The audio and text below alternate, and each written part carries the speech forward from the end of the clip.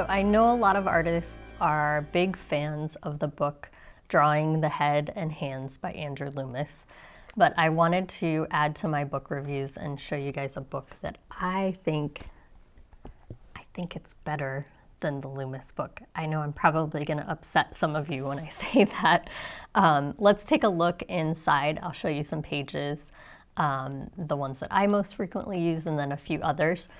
So part of what I think is better about this book is that there is just more density. It is covering male figures, female figures, and those differences.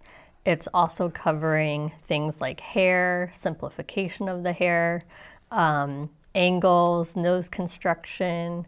It's got so many drawings in it. And so that's a big part of why I like this book better, is that it goes into anatomy and then it shows tons and tons of drawings. You can see just pages and pages of drawing.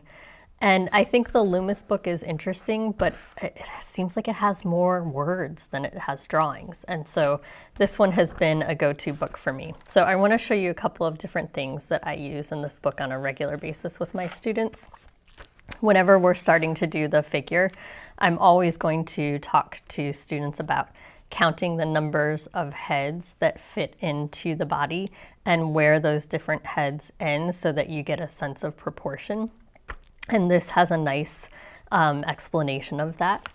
The other thing that I find really helpful in this is the female profile and sequence. I believe there's a section on the male profile as well, but I particularly find that profiles are more difficult to draw, and this has been very foolproof for me with some students that have wanted to focus on doing side views.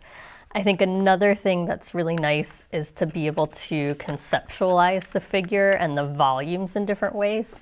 And so he has a really lovely illustrated page here where he's not only looking at the angles of the where the weight is being carried in the body, but also looking at the volumes of the body. So I'll teach you all about how to draw a cylinder and then to be able to conceptualize the body as sets of cylinders, or drawing a cube in perspective, which we've already done.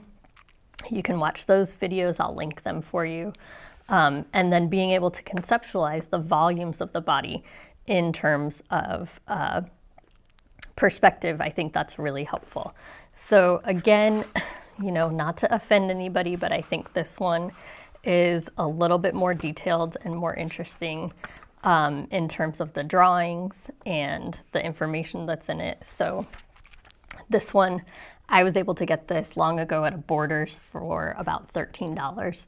It is a paperback, so it's a little bit flimsy, but it's a nice light carry if you're going on vacation and wanting to do some drawing while you're on a trip.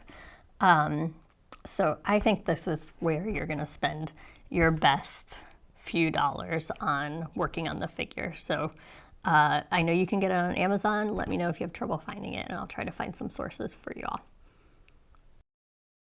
Thank you all so much for watching. Make sure you subscribe to my YouTube channel, LZM Studio, where I frequently release quick tips and all kinds of different ideas about drawing.